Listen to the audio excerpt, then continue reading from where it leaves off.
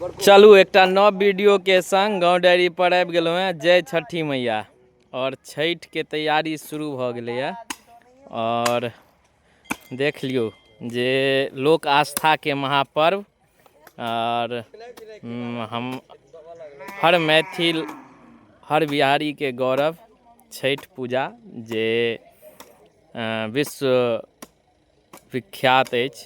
एकटा ओकर आइसँ छठ जे घाट के जे होइ छै ने, घाट के सफाई शुरू भ गेल अछि। और पहिने तऽ सब अपन अपन आगू में करै छलहुँ, मगर धीरे धीरे समय परिस्थिति बदलैत लोग के अभाव कहियो या पहिने एहि दिन का मतलब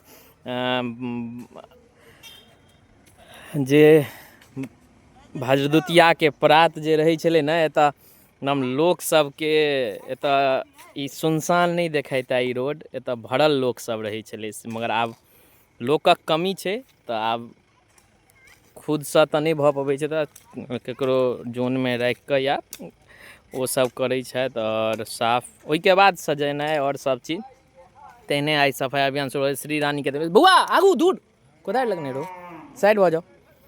और देख लियो आब एतइये आइसँ ई पूरा सफाई अभियान शुरू भऽ रहल छै। और छठि घाट जे साँझक अर्घ दिन जे पूरा सजि जाइए, एहिके बाद एकटा अलगे एकर रमणगम दृश्य रहै छै।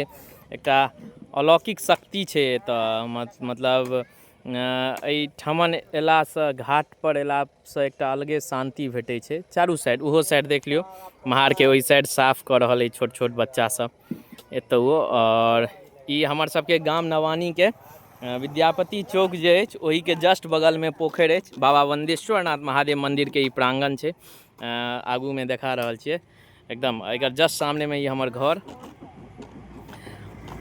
देख लियौ, मधेपुर और अंधराठाड़ी रोड, ओकर जस्ट बगलमे ई विद्यापति चौक। और विद्यापति चौक के बगलमे ई हमर सबके पोखरि। और एही घाट पर हमर सबके छठि पूजा होइए। कते रमणगम दृश्य छै। के सब आबि रहल छी गाम जरूर कमेंट कऽ कऽ बताउ। आ जे सब नहीं अबै छी ओ सब जरूर आउ, अहाँ सब दुआरे देख लियौ पूरा टोल में संख्या एकदम नगण्य भऽ गेल छै। जे उत्साह रहै छलै, एहि बेर बहुत आदमी सब मैसेज भेट रहल अछि, ओ सब नहीं आबि रहल छथि। ताहि दुआरे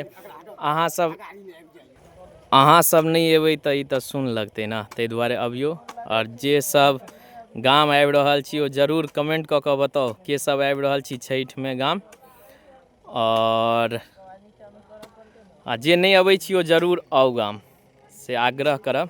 किएकि अहाँ सब एबै तखने रमणगम दृश्य लगतै, एक उत्साह लगतै, तखने भव्य लगतै छठि पूजा।